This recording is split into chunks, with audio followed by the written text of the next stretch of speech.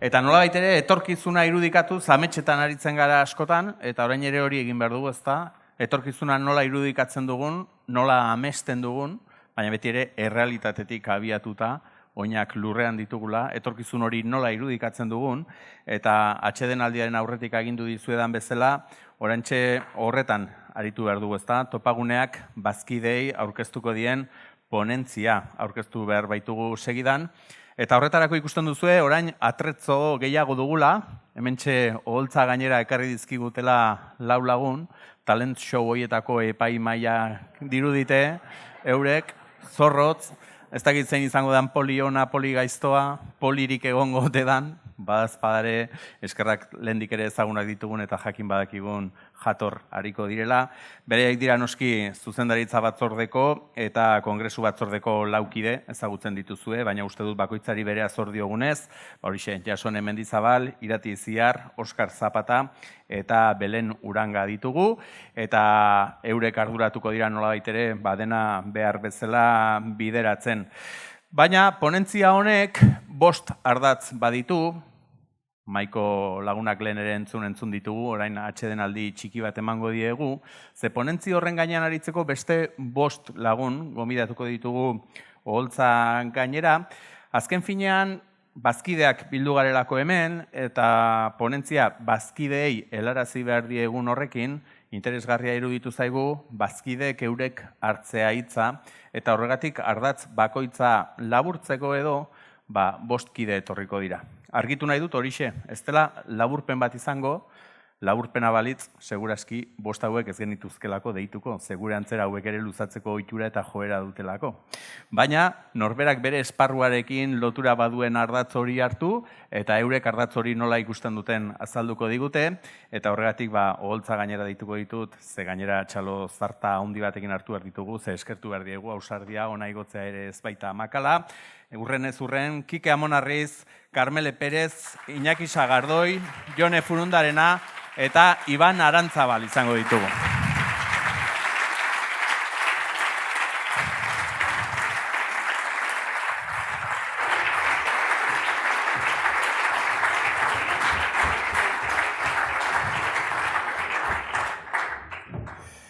Esan dakoa, hauek epaileak eta hauek berriz bertsolariak. Zurrun hariko dira, ez dakit eskuak atzean dituztela edo, baina txanda aurrena emerituari emango dioguta, Kike Amonarriz zurea daitz. Bueno, kaso egingo dizut, ez naiz ordu bete baino gehiago luzatuko. Beno, urkok esan bezala, elkartetan, irakurri duzue txosten, eztabaidatu duzue, beraz ez dugu, zuzenean bertan jartzen dena aipatuko, baizik eta hor jartzen duenaren inguruko hausnarketa batzuk edo ekarri ditugu. Niri lehenengoa egokitu zait, eta da, mugimendu euskaltzale, hemen dituzue 5, eta pentsatzen dut hemen ja, lehenengoa azalduko dela. Hau da. Lehenengo ardatza da mugimendu euskaltzale eraldatzaile, anitz eta sendoa izatea eta herritarrak ahalduntzea nazio mailan zein tokian toki. Eta gero, ardatz hori 2 lan ildo nagusitan banatu da. Lehenengoa, norbanako euskaltzaleekin lan egin. Eta hor bai, kanpotik etorri zareten hori bintzat, irakurriko izuet hor azpian zer dauden. Norbanakoak oro har, mugimenduko kindeen gandik hasita eta gure bazkideek lehenetsita ahalduntzeko, motibatzeko eta aktibatzeko ekimenak tresnak eta formazio soziolinguistiko eta ideologikoa garatu eta zabaldu. Eta bigarren, azpi lerro bat, mugimenduaren parte sentiarazteko bideak, askotariko moduak definitu eta zabaldu. Hau da, militantzia moduak eta bazkidetza ereduak berrikusiz, saretzeko ditugun aukeretan sakonduz eta ekimen parte hartzaileak sustatuz. EAS, Euskaraldia batzordeak eta bar. Eta bigarren, lanildo nagusia da topagune indartu tokian toki zein nazio mailan. Eta hor, zehazten genuen, euskaltzalen topagunearen eragina eta antolaketa Euskal Herriko eskualde guztietara zabaltzea, elkarte eta antolakuntza eredu askotarikoak elikatu eta sustatzea, hau da tokikoak, eskualdekoak, sektorialak, euskaltzalen topagune antolatzeko eta saretzeko era berriak esperimentatu, gizarte joera berrietara egokituz, eredu malguak, solidoak eta likiduak. Topagunearen baitako saretzea bultzatu, barne kohesio landu eta elkar elikatzeko foroak indartu eta mugimenduaren gidaritza sendotu. Nazio mailan zein tokian toki. Horretarako garrantzitsua izango da, egungo lidergo motak aztertu eta aurrera begirakoen nolakotasuna definitzea. Hau hartuta, niri burueratu zaidana da, lehen helburu honetan markatzen diren hilduak eta 4 aditzetan laburbildu daitezkela, ez? Da, zabaldu, indartu, egokitu eta trinkotu. Eta esango nuke zabaldu eta indartu geografikoki, sozialki, mugimendu gisa eta baita elkarte gisa ere. Eta egokitu eta trinkotu batez ere mugimendu gisa edo elkarte gisa. Eta hori guztian 6 ideietara ekarri dut. Lehenengoa izango litzateke topagunearen funtzioa oso garrantzitsua da euskararen biziberritze prozesuarentzat. Uste dut hontaz jabetzea importantea dela. Testuan aipatzen da, Euskaltzalen topaguneak funtzio garrantzitsua bete dituela eta dituela betetzeko. Euskalgintzan eta euskararen biziberritze prozesuan. Eta hor daukagu Euskal Herri osoan zehar, euskararen erabilera ardatz, herritarrak tokian toki eta nazio mailan aktibatzea. Eta mugimendu euskaltzale eraldatzaile anitz eta sendoa antolatu eta dinamizatzea. Esango nuke edozein hizkuntza biziberritze prozesua batez ere prozesu soziopolitikoa dela. Eta esango nuke batez ere gainera eraldaketa prozesu sozial badela. Aipatu dugun funtzio hori beraz oso garrantzitsua da. Esango nuke funtsezkoa dela. Mugimendu euskaltzale sendorik gabe ez ginen gauden lekura iritsiko eta nekez egingo du aurrera biziberritze prozesuak. Zorionez, Euskaltzalen topagunea ez da langintza honetan ari den erakunde bakarra. Hemen zaudete, Euskalgintzan ere, lan honetan ari zareten hainbat erakundetako ordezkariak.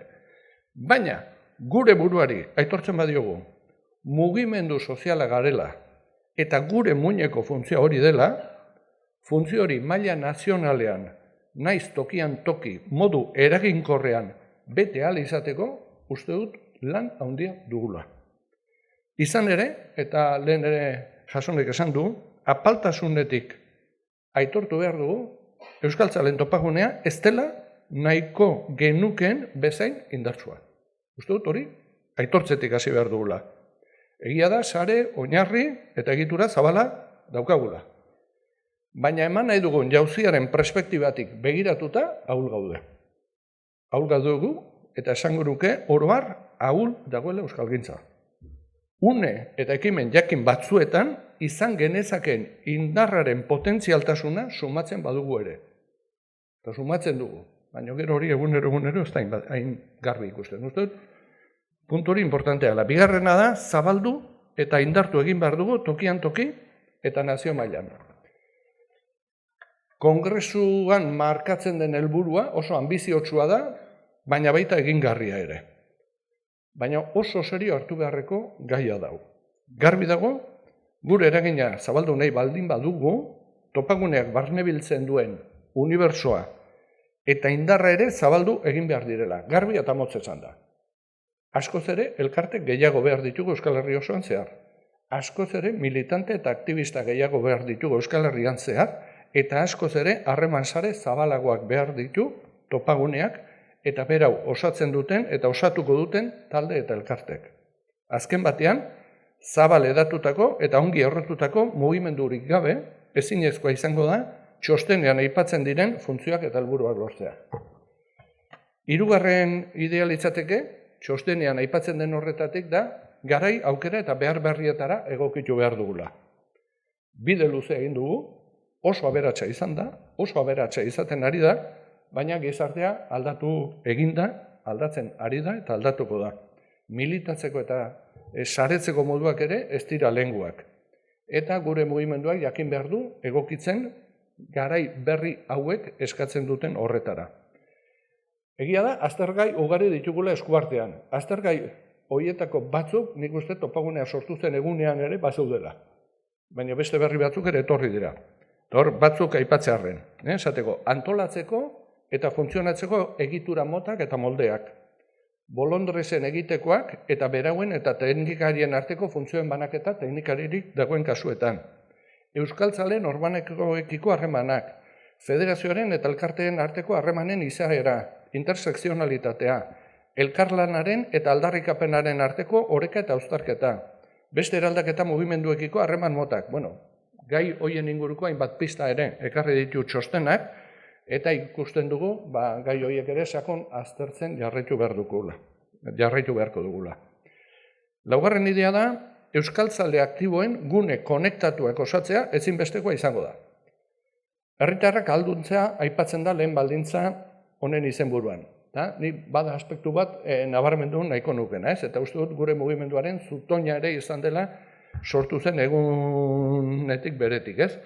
Da, mugimendua edatuko bada, tokian toki beti egon beharko duela, gurditik tiratzeko prest dagoen nukleo, behar bada txiki, baino gogor, ilusionatu eta militantea. Askotan egitura tekniko batek lagunduta, babestuta eta baita hainbatetan gidatuta ere. Baina nukleo horiek gabe, nekez edatuko da mugimendua eta gure buruari aitortu dugun funtzioa ere ezingo dugu bete. Hau da, mugimendua sendotzea funtsezkoa dela. Esango nuke ere, euskara ez da salbatuko herri batean ala bestean. Nazio osoan bizi berrituko da edo ez da bizi berrituko. Baina bizi berritu herriz herri, auzoz auzo eta eremu ere bizi berrituko da. Beraz, tokian tokiko antolaketa ezinbestekoa da, baina baita nazio mailako koordinazioa eta saretzea. Eta bietan badugu zer hobetua eta zer landua. Bosgarren idea litzateke, gure harreman eta konplizitate sareak edatuz eman ahal izango dugula jauzia.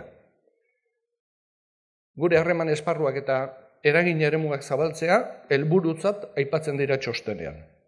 Eta hori beste mugimendu eraldatzaileekiko konplizitatea handituz lortuko dela ere esaten dugu, eta sektore sozial gehiagotara zabalduz.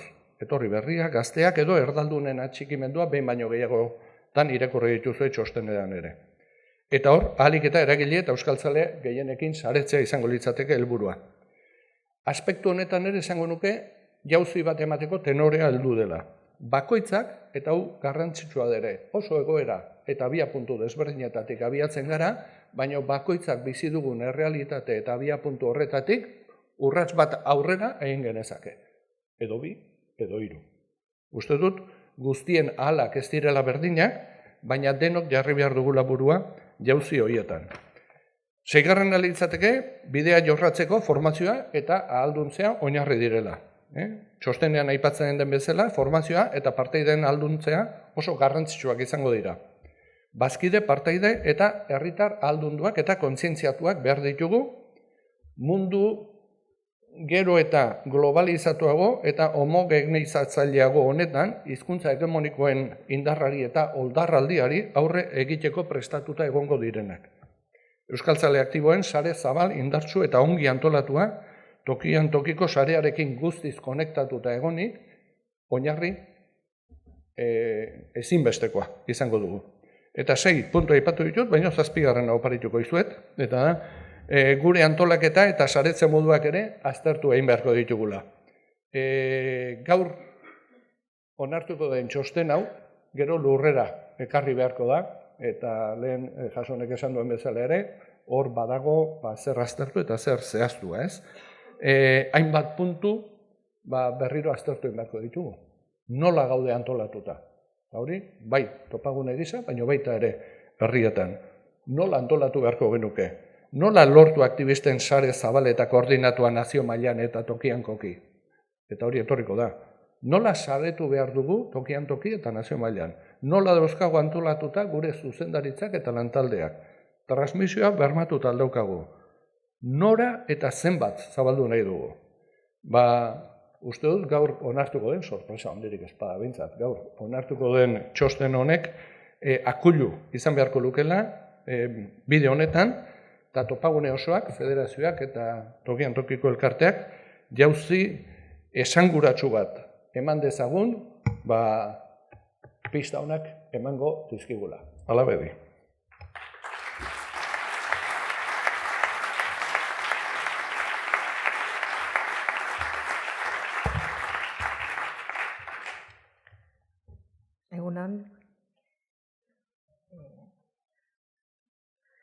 Neri bigarren ardatza egokitu zait, ikusten duzue, bigarren ardatz horretan, hitz egiten da harreman sare sendoez. Bueno, ikusiko duzue hainbat ideia saretzen direla baita ere Kikek esan ditu hainbat gauzarekin, ezta? Harreman sare sendoak izatea askotariko eragile eta mugimenduekin, ezta? Eta horrek, lanildo nagusi batzuk edo proposatzen ditu. Batetik, euskalgintzaren baitako harremanak sendotzea hitz egiten denean, igual, nazio mailan eta herri bakoitzean euskalgintzako beste eragileekin harremanak sendotzea eta zaintzea, ezta? Esan nahi du, osagarritasuna sustatzea eta elkarlanerako aliantzak bideratzea. Eta gizarte eragileekiko harremanak sendotzea ere bada, ezta? Lanildo bat. Eta horrek suposatzen du, gizarte eragileekin harreman osasuntsuak eta eraginkorrak izateko metodologiak ikasi, berritu, garatu eta zabaltzea. Eta kontziente gara, aditz asko daudela. Eta hemen atzean ekintza pila. Egon daitezkela, ezta? Esan nahi dut, esaldi bakarrean gauza oso konplexuak datoz. Beste hildo bat izango da euskalgintzan ezoikoak eta askotarikoak diren eragileekin bi norabideko aliantzak eragin eta lantzea, eta gizarte bizitzan eragina duten eragile, sektore, mugimendu sozial eta erakundeekin harremanak sendotzeko plangintzak lantzea. Beraz, bigarren ardatz honek indarra jartzen du saretze eta elkarlanean, ezta? Funtsezkoa dalako, ezta? Erabileran jauzi bat emateko funtsezkoa da euskararen aldekotasuna gizartean indartzea. Behar ditugu horretarako euskararekiko jarrera baikorrak, euskara sustatzeko gogoa, euskaraz bizi nahi izatea, eta ez dira eskaera errazak, ez dira makalak, bai? Ikusten dugu premia, ez da, horiek indartzeko. Eta premia ikusten dugu baita, gaur egun epel edo hotz dauden pertsona eta sektoreak ere posizio aldekoagoetara ekartzeko, ez da?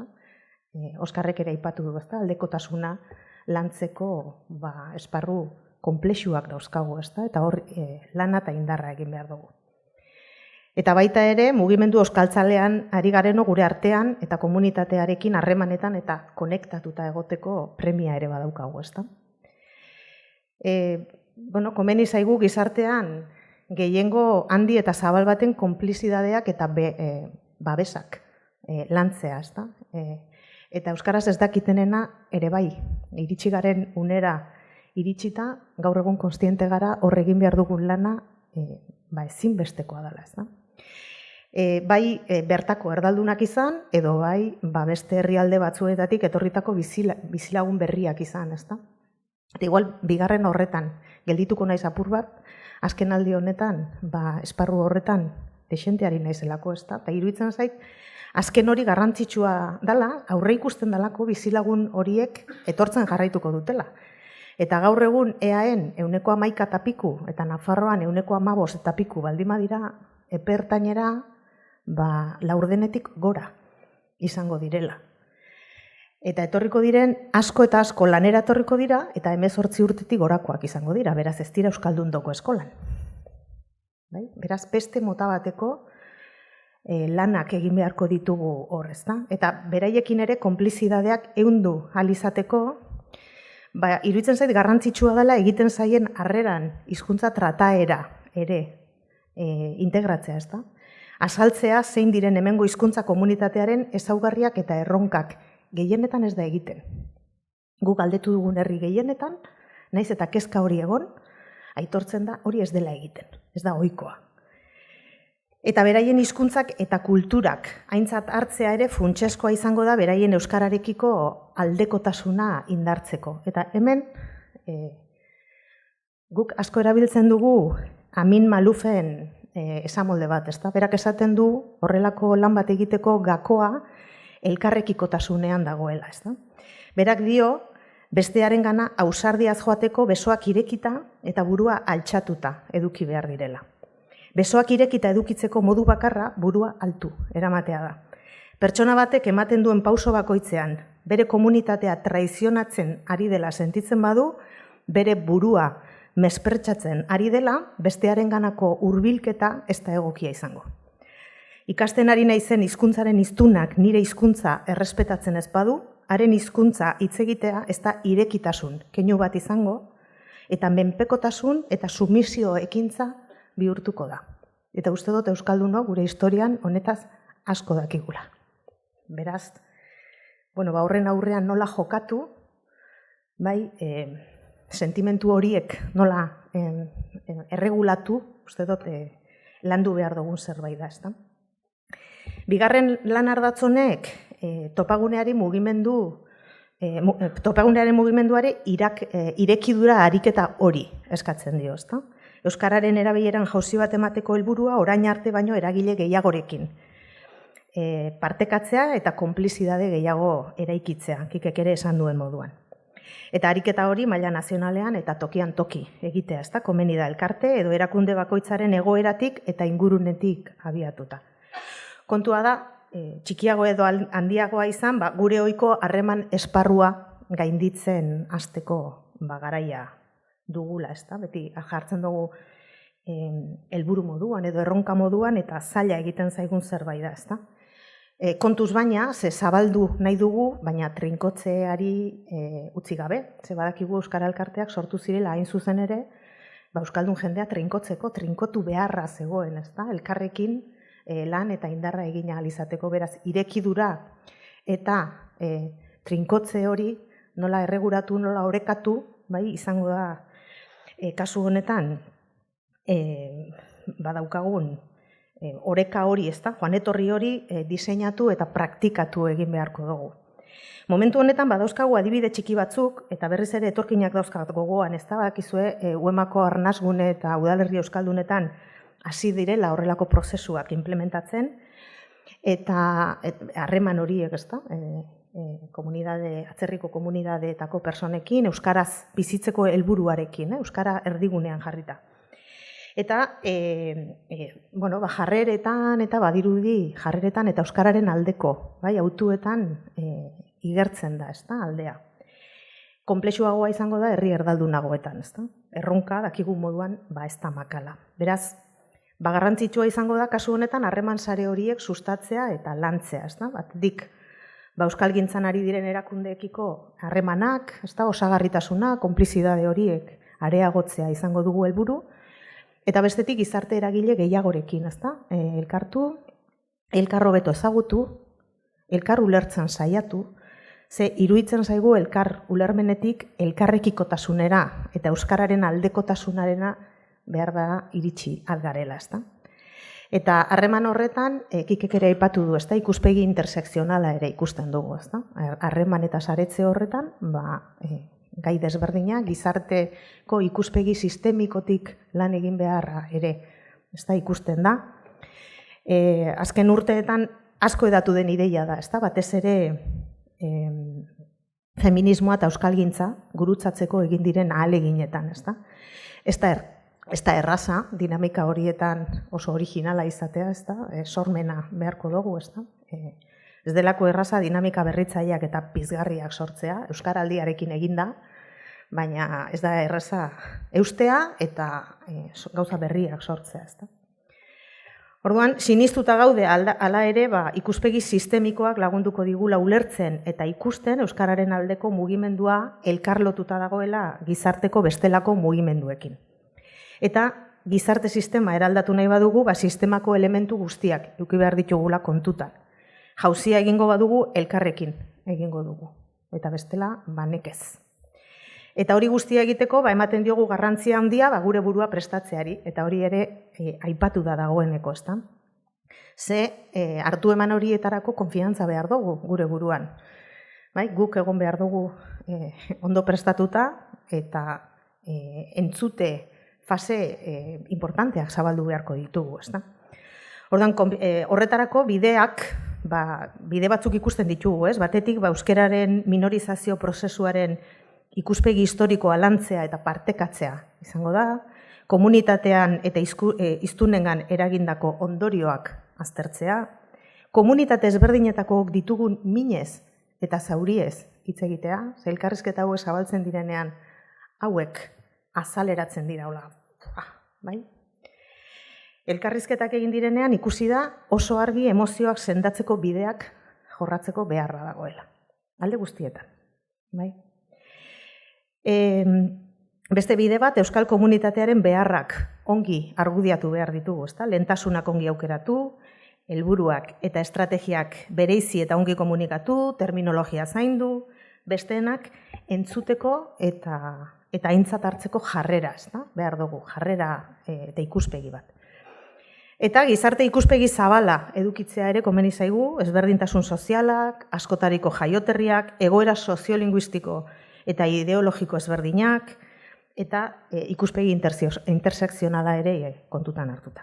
Beraz, harreman sare horiek sistematikoki landu beharko ditugu, eta eragile bakoitzarengana gerturatzeko moduak landu, praktikatu, aztertu, hemendik aurrera, elkarrekin espero dago. Eskerrik asko.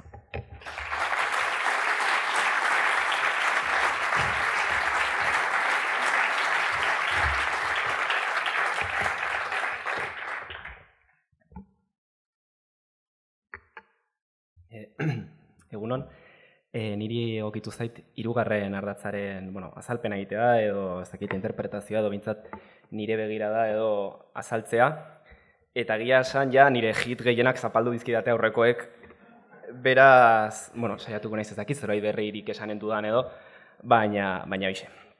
Literalki hirugarren ardatz honek esaten duena, aipatzen duena da, euskal identitate askotariko ireki eta inklusiboa sendotzeko imaginarioa, diskursoa eta jokerak berrikusi eta gizarteratu behar ditugula heldu diren urteetan.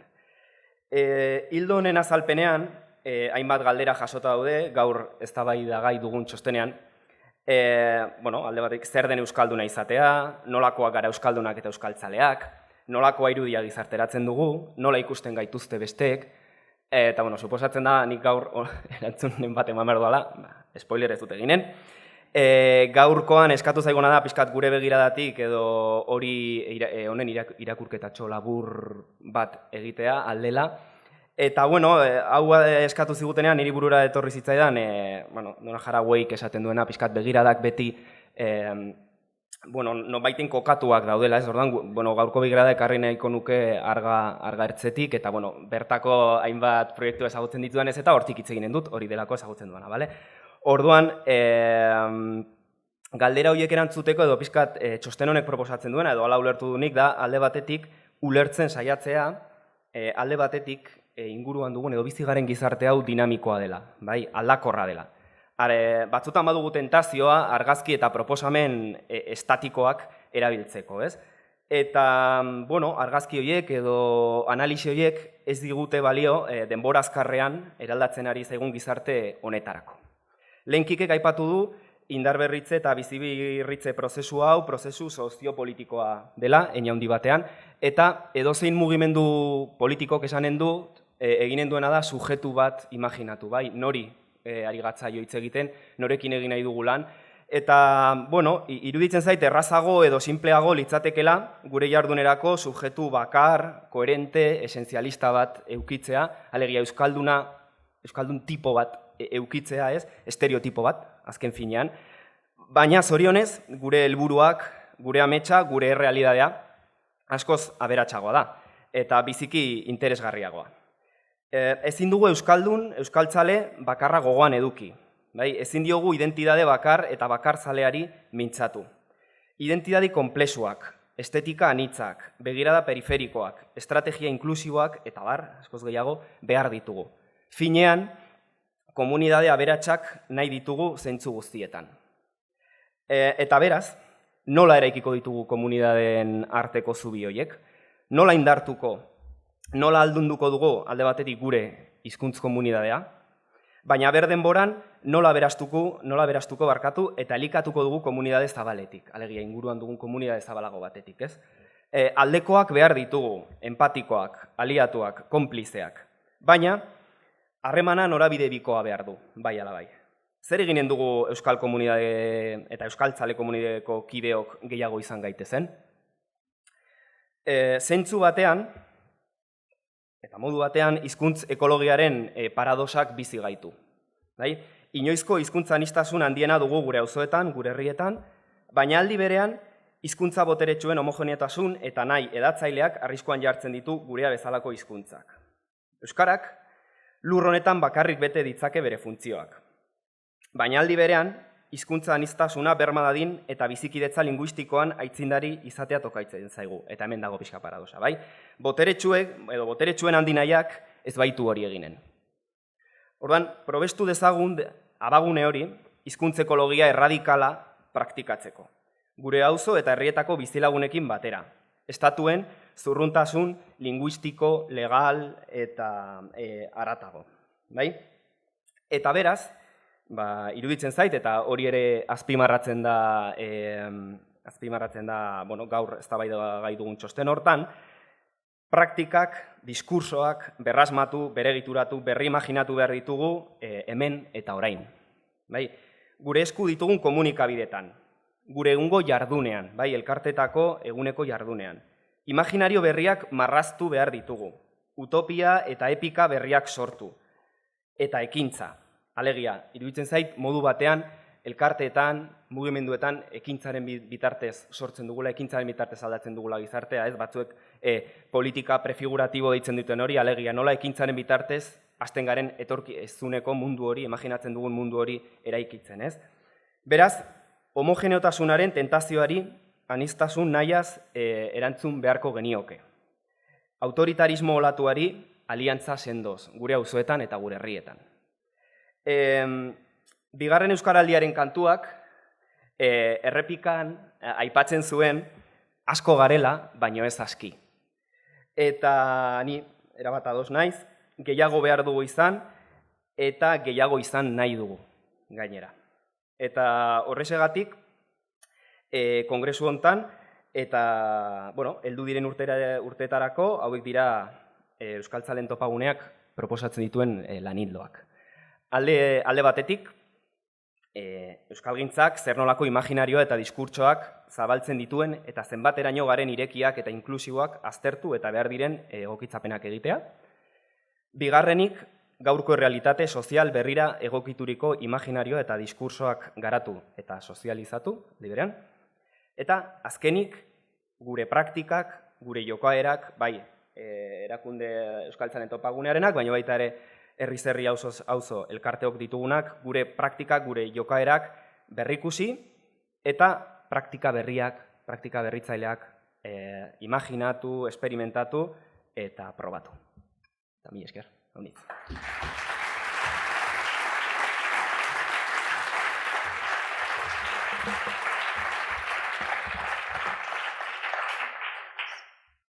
Bueno, Iñakik spoilerrari buruz esan duena orain biderriru da. Orduan saiatuko naiz, zerbait berria esaten. Baina, bueno, hori. Niri laugarren ardatza azaltzea egokitu zait. Azalpen batzuk botako ditut, baina egia esan galdera eta zalantza mordoska bat ere badakarzkit. Baina uste dudalako hau dela lekua eta momentua horretarako, eta zalantzari gabeko bide berri bat ez dela benetan bide berri bat. Beraz, bueno, hori lehenengo ohartxoa. Bai Kikek, bai Karmelek eta bai Iñakik, erabileraren aro honetan sartzeko gako oso garrantzitsuak eman dituzte. Eta, laugarren ardatz honek proposatzen duena da, honi guztiari zentzua emango dioten hiztunak sortzea, ez? Guk honekin, lanildo honekin proposatzen duguna da, hiztunak sortzeko eta sozializatzeko ekimenak eta egitasmoak aurrera eraman behar ditugula. Lan horretan, bi behar edo bi hildo identifikatzen ditugu. Batetik gehiago igual ezagutzari begirakoak, eta beste batzuk erabilerari begirakoak. Eta, motivazioa horri bilera, bai batean, bai bestean, zehar lerro gisa, ez? Sartuko naiz lehenik eta behin apur bat ezagutzari dagozkion bi hildoetan, eta, txostenan argi adierazten dugu, ez? Euskalduntze sistema unibertsal bat behar dugula. Kalitatezko pedagogietan oinarritua egongo dena, malgua izango dena, erakargarria, doakoa, Uste dut mugimendu euskaltzalearen oinarrizko kezketako bat dela eta euskarak salto kualitatibo hori eman nahi badu egin beharreko kontua dela. Baina era berean ez da euskaltzalen topagunearen ohiko lan esparrua. Bai ordea, sentsibilizazioa eta sustapena, ez? Eta hor ikusten dugu guk geure burua. Euskara ikasteko motiboak, arrazoiak bilatzen, sentsibilizazioan eragiten, euskalduntze sisteman, prozedura eraginkorrak sor daitezen sustapen lana egiten. Eta horretaratoz bi lan hildo horiek, ez? Denbora mugatua denez, lan hildoien barruan dauden bi ideia interesgarrienak, edo niri berritzaileen edo egin zaizkidanak aipatuko ditut. Batetik hiztun tipologia eta hizkera guztiei zilegitasuna emateko diskurtsoak garatzearen beharra.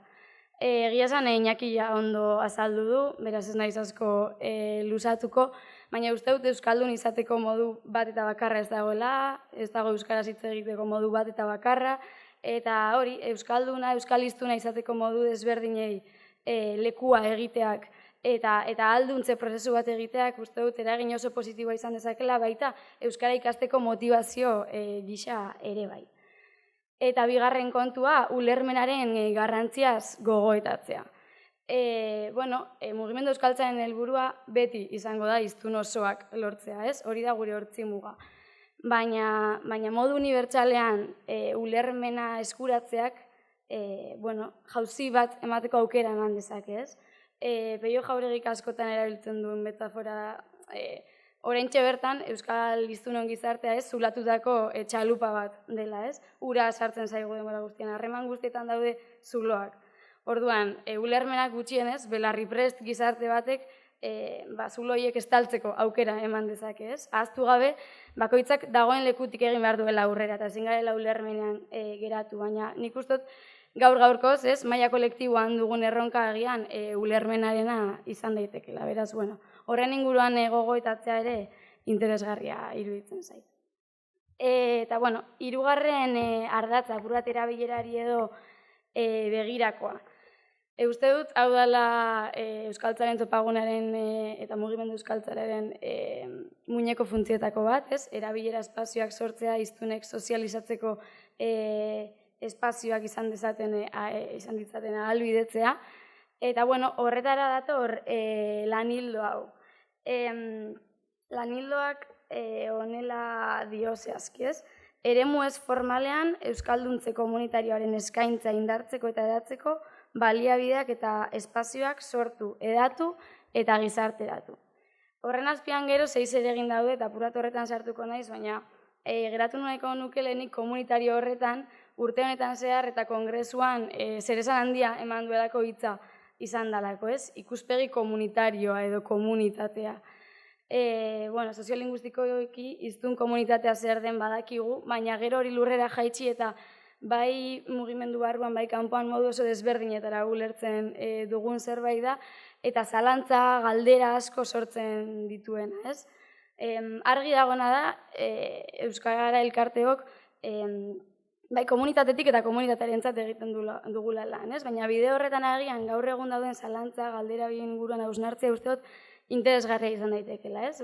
Zer da komunitatea, zer da gure komunitatea, harreman sare horretatik norbait kanpo geratzen da, kanpo geratzen diren horiek beti dituzte ezaugarri berak, identifikatuta ditugu komunitatearen beharrak zeintzuk diren, edo hurbileko komunitatearen beharrak zeintzuk diren. Uste dut badagoela hor aurrera egiteko, hausnartzeko bide polit bat, ez?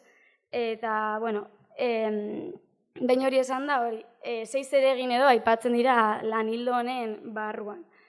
Lehenik eta behin, aipatzen da, gure ohiko eskaintza ez gizarteratu behar dugula. Sekulako kalitatea duten proiektuak daude mugimendu euskaltzalaren barruan. Bai nazio mailan, euskaraldia, mintza praktika, bai tokian toki, ez?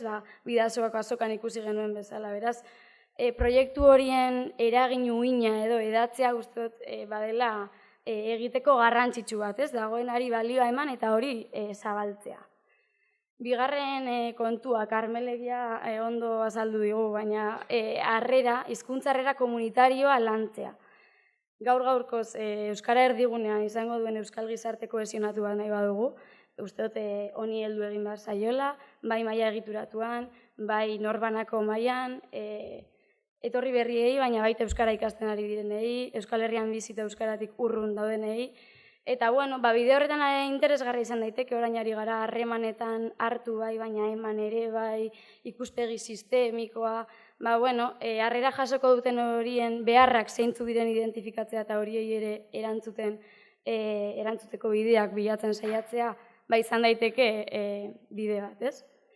Gero hirugarrena, pedagogia eta eduki berritzaileak ateratzea, lantzea, uste dut hau lehentasunezko kontua dela ere bai, elkarteatik askotan jasotzen dugun kontua delako eta kongresuaren baitan asko esan da, ez?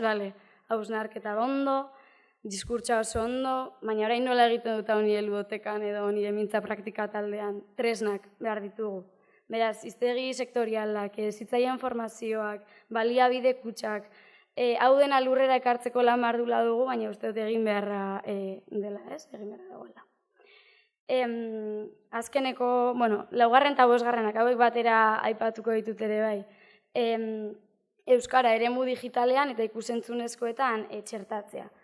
Gaurko errealitatean ukaezina da, ez? Hor ere sartu behar dugula, baina hor ere beste 1000 galdera sortzen dira, ez? Nola egiten dugu hori, nola sortu kalitatezko edukia, baina gero modu masiboan kontsumituko dena, nola egin merkatuaren logikaren kontra eta euskaraz ekoiztera animatu ekoizleak, nola egin euskaraz dakiten, baina gaztelaniaz hobeto moldatzen diren horiek euskaraz kontsumi dezaten. Erronka potoloa da, baina nik uste dut honi ere heldu behar zaiola, eta gero Ibanek azalduko duen akordio soziopolitiko instituzionalak nik uste dut baduela hor zer esana. Eta amaitu nahiko nuke lankidetzen azken zereginarekin, proposatzen dugu, laugarren ardatz honetan, hezkuntza ez formalean eragiten dabiltzan elkarteekin harremana lankidetza estutzea, eta bereziki kukulaixirekin lankidetza estutzea. Nik sekulako potentzialitatea ikusten dute hezkuntza ez formalean, mugimendu euskaltzalearen barruan, helburu asko eta hemen esaten diren gauza asko lortu daitezke bertatik, eta gaur-gaurkoz hezkuntza ez formalean diharduten elkarteak Euskal Talento Pagunaren barruan kukulaixin daude egituratuta, ez?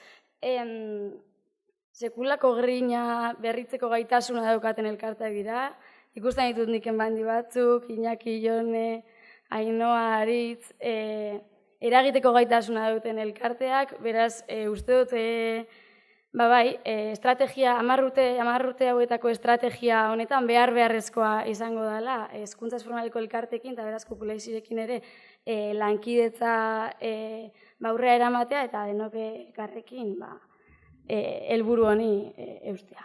Eta hori izan da.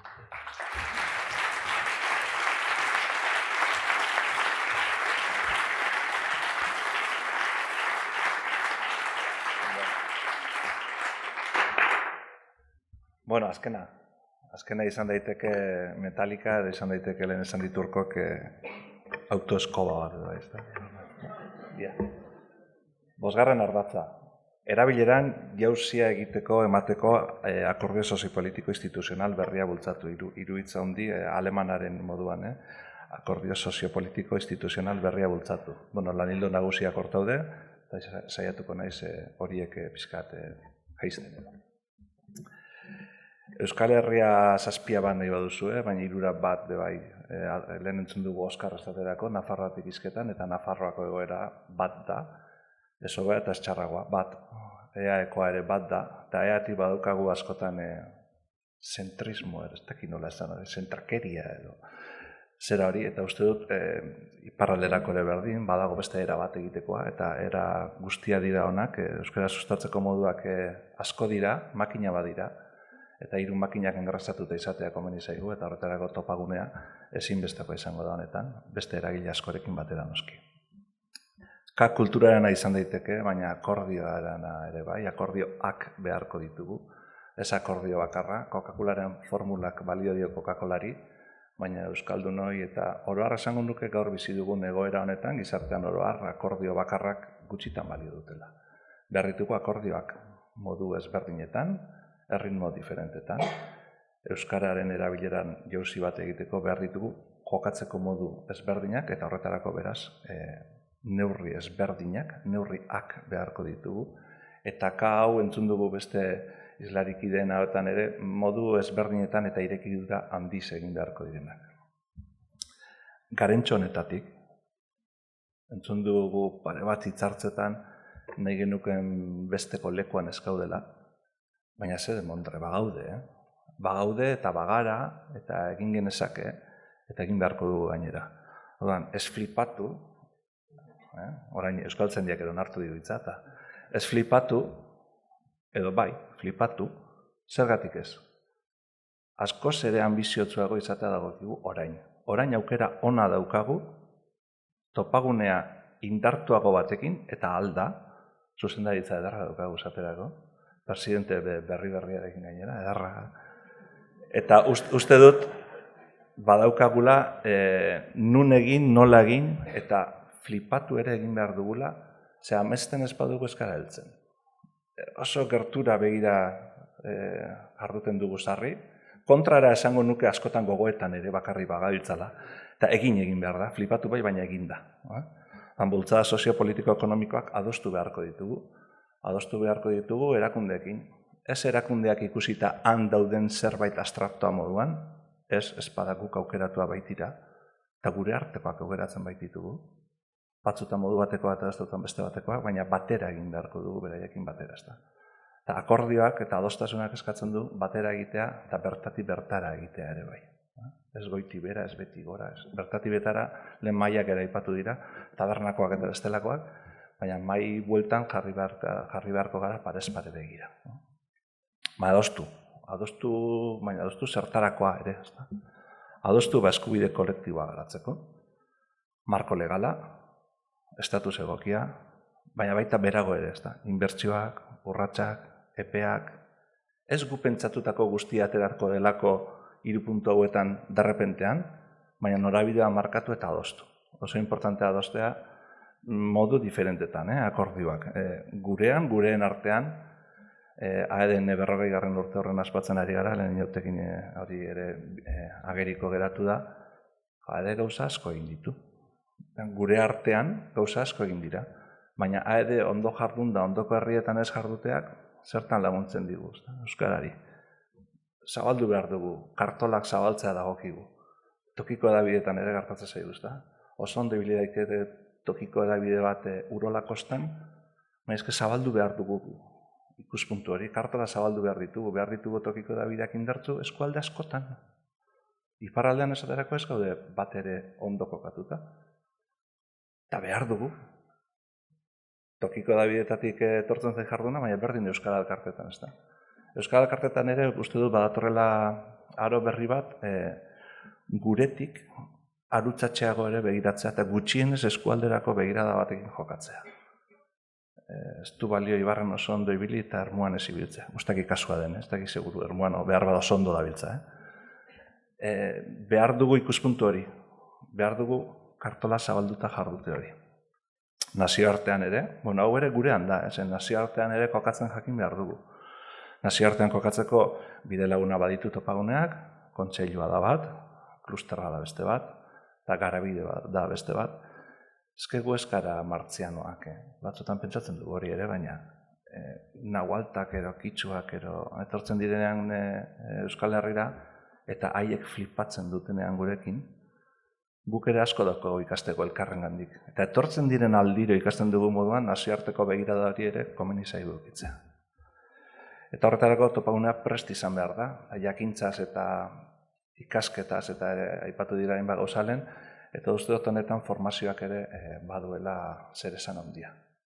Gutako bakoitza badakagu etxetik jakintzatxo bat, baina jakintza hain da handia, eta ez dago geldi geratzerik. Ez dago etenik horretan, jardun behar dugu eten barik ikasten, baina bueno, gozamena ere bada, ez da, eta horrela jokatu beharko genuke. Gozamen horretatik eten barik ikasten, ze jakintza horretatik askoz ere eraginkorrago izateko aukerak izango ditugu. Akordio aleman, soziopolitiko instituzionala. Bueno, gure ardura dela onartuta.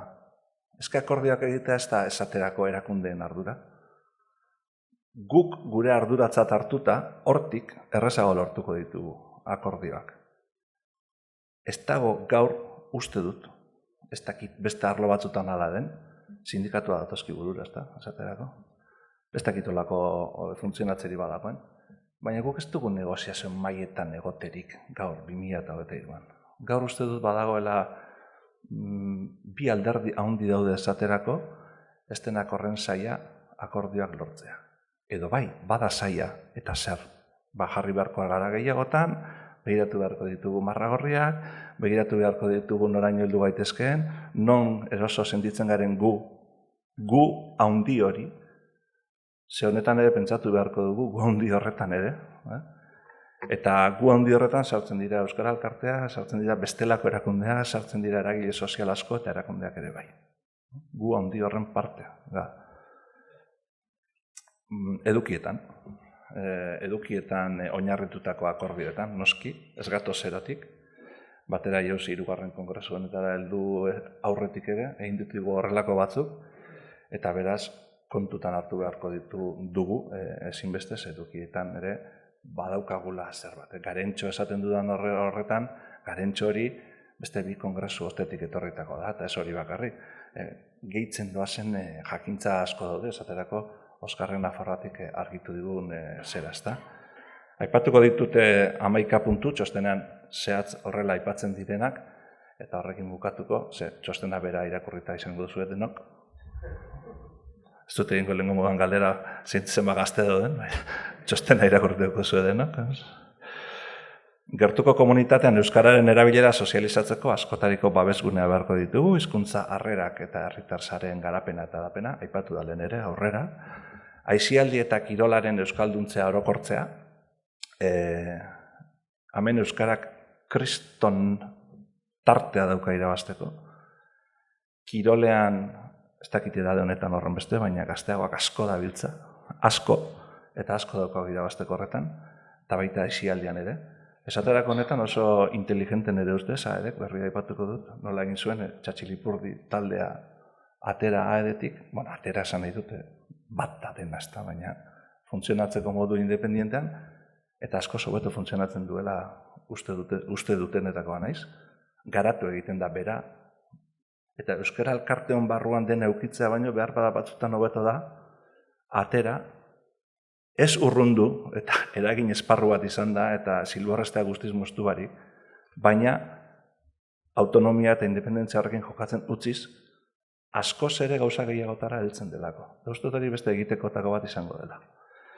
Lan munduan euskalduntzen jauzia emateko plangintzak eta baliabidea behar ditugu, gero eta ezagutza handiago duen jente asko daukagu, lantokietara helduta dakizu moduan, beti euskaraz funtzionatzea, zail xamarre baten da batzutan. Horretan ere hainbat enpresa eta baditugu ondo lanean, baina ezingo dugu hurrengo urtetan erronka bat izango da, eta topagunak ere izan beharko du hor zer esana. Euskara ardatz izango duen Euskal Herriko estrategia digitala sortzea, hitz egin duen ere horretik estrategia digitalaren beharraz, eta honetan ere badabiltza hainbat esparru diferentetan, eta horiekin bat egin beharko dugu. Oso ohituratuak edo gaude egiten dugun horretan eta urtetan egin dugun horretan. Kontzertu bat antolatzea errazago zaigu, eta estrategia digitala zer? Nun daude ba? Gazteak, esain gazteak, eta zuok, ni, gu. Ez algaude digitalan ere, zenbat ordu? Zenbat pantalla ordu? Behar bada Euskal Elkartea gero zerbait egin beharko genuke. Iruditzen zait egin beharko dugula. Behar. Bat badago eta beharko dugula iruditzen zait. Euskal komunitatearen imaginario inklusiboa eta askotarikoa eguneratzeko ekimena beharko ditugu. Euskara ardatz duen Euskal kulturgintza garatzea. Seguru nago sala honetan ez dagoela inor, Euskararen garapena eta kulturgintzarena aparte ulertzen dituenik. Ez dago Euskaraz aurrera egiterik, kulturgintzan aurrera egin gabe, eta bat direla. Aipatzen da txostenean, eta ni hemen pixkat ez zota da. Tokikomekin batera Euskal Hedabide Sistema elkarlan joerak bultzatu eta komunikabide sistema indartsua sortzen laguntzea. Euskaltzaindiatik esaterako ere badailtza gogoeta gune batean eta horre ere pausoak ematen ari dira. Baina topaguneari tokatzen zaiona Tokikomekin batera, topagunean lehen barruan zegoen Hedabide Saila ere aldendu da, eta esango nuke garatu dela, nik esatea ere, baina garatu dela Tokikom eta lagundu duela horretan, topagune hor egon da. Estrategia mailako kontuak, bizio mailako kontuak galdu gabe, ez da tokiko bat ere hasi elebitan argitaratzen. Eta badakien nondik egiten dugun lan. Baina, pentsatzen dut, hedabide sisteman elkarlan joera horrek garatu beharko ditugula, eta hemen ere utzi beharko dugu gure mantxetatik ikuste dutza. Ez dauka zentzurik mantxeta batzutan ondo joan, eta ondokoan oker samar joatea. Ez dauka zentzurik eraginkorrak izateko aukerak izan eta horrei uko egitea. Ez dauka. Euskaraz ezin dugu hori permititu eta euro bakoitzari dizdirataratzea gure langintzetako bat izan behar da. Euskalduntze sistemako berme guztiak eskaintzea bai, euskaltegietan, baita hezkuntza arautuan ere, zer esan euskaltegietan egiten ari diren lanaz eta Tokikometik irakurlea behar baditu euskaltegiak ere beharko ditu. Zelen esandako datuetan, pentsa zenbat diren, 18 urtetik gora datozenak, ez da, gure artean bizitzera. Mugimendu euskaltzalea sendotzeko, babes politiko-ekonomikoa indartzea, epe motzerako, zein luzerako harreman sareak erunduz, sareen aipatu dugu batzutan ere, saretzea gure aurrekoek eta behar bada eguraldi pertsonek ere bai, gizon eta emakumeek, saretzea esaten den bakoitzean ikusten dituzte lainoak saretzen, alde batera eta bestera joaten. Guk sare hori egin behar dugu, josi egin behar dugu. Eta horretarako, gure denporak administratu beharrean gaude, egiten dugun horrek itobarik ondokoekin ere lan egiteko.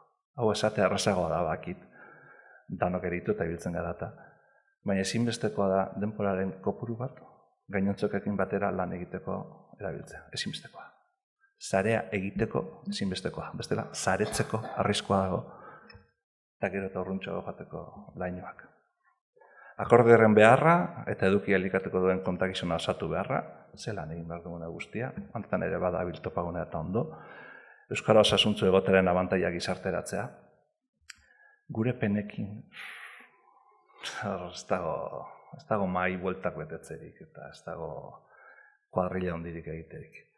Beharko dugu abantaia gizarteratzea, pena baditugula onartuta, hobetzeko ditugula 1000, baina ez dago dena kontinuo etenibarik kanpora esan beharrik. Uste dut honetan edikazio beharra daukagula, eta Euskararen prestigioa areagotu eta zabaldu, preskriptorea behar ditu. Jende aterako dena, hau lanzatzera, hau ikustera. Preskriptoreak izan daitezkena 1000 motakoak.